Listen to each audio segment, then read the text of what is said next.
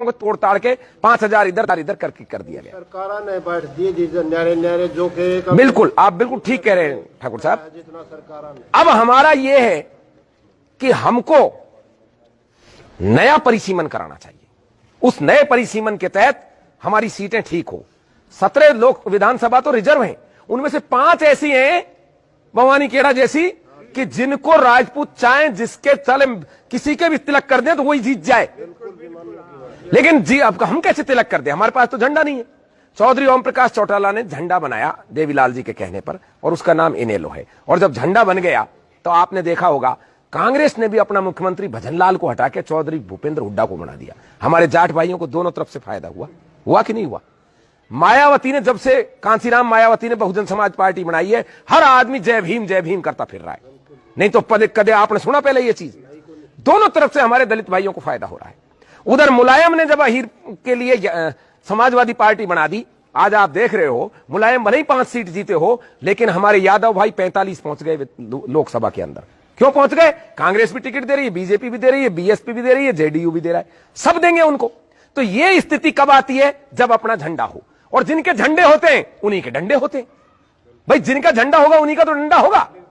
मायावती ने झंडा बनाया, मुलायम ने झंडा बनाया, झंडा रामविलास पासवान ने बनाया, और उस झंडे का परिणाम देखो आप। जब लोकसभा में दलित एक्ट की बात आई, सुप्रीम कोर्ट ने कहा पहले जांच फिर गिरफ्तारी, लेकिन पासवान ने लक्का ठोक दिया, बोले ना इसको बदलो और इसको कड़ा करो।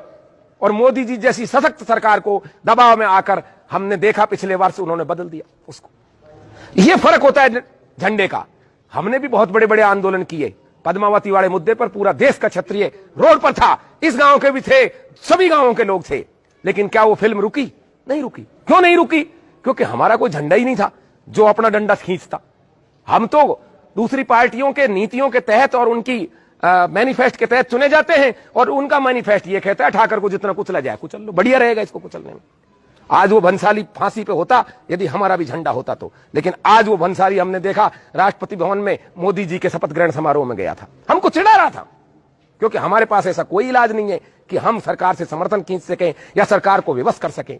31 राजपूत है लोकसभा में, बावजूद इसके कोई भी राजपूतों का काम इसलिए नहीं कर सकता कि वो अपनी अपनी पार्टी के झंडे के तहत गए, आपके झंडे से हमारे झंडे से नहीं गए।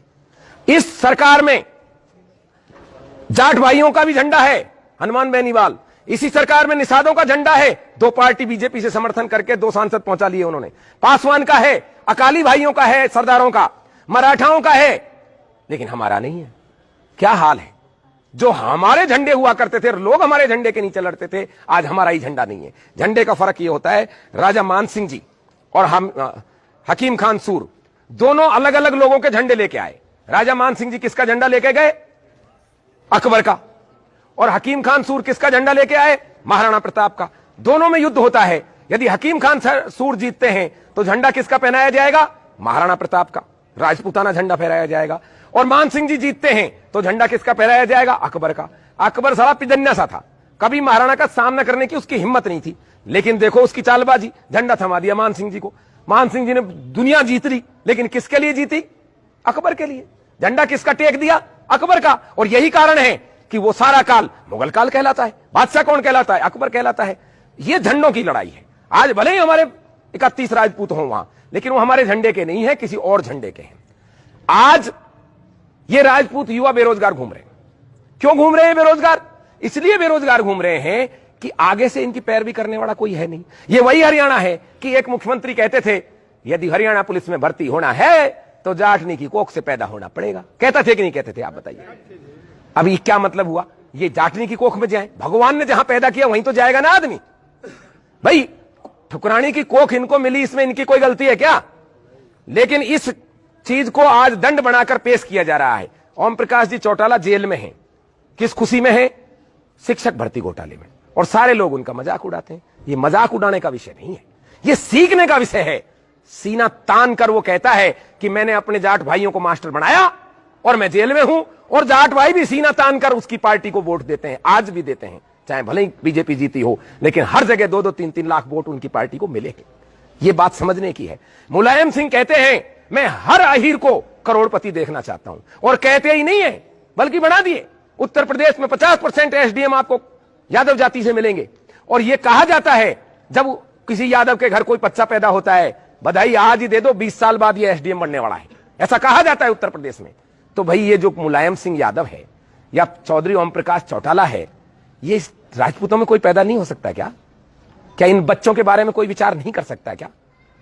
ऐसे व्यक्ति की आज अपने समाज में जरूरत है जो अपना झंडा इन बच्चों के डंडे के ऊपर टांग कर, खम ठोक कर यह कह दे कि मैं भी भर्ती करूंगा बच्चों को, मैं भी घोटाला करूंगा, मैं जाने के लिए तैयार हूं जेल में, मैं मरने के लिए तैयार हूं। ऐसे व्यक्ति की एक दरकार है कि नहीं? यहां जरूरत है या नहीं बताइए? यदि जरूरत है तो क्या अपने पास है नहीं ऐसा व्यक्ति? समाज को एक करने के लिए, एक झंडे के नीचे लाने के लिए एक ऐसा व्यक्ति चाहिए जिसकी सब मान्यता रखें, जिसका सब आदर करें, सम्मान करें, स्नेह करें। हमारे अनेक सामाजिक संगठन हैं और पूरे शक्तिवान हैं। 5 लाख की भीड़ इकट्ठी हो गई आनंदपाल फेक एनकाउंटर में, लेकिन कोई भी नतीजा इसलिए नहीं निकला क्योंकि हमारे पास कोई राजनीतिक शक्ति या सत्ता में हमारी भागीदारी नहीं थी।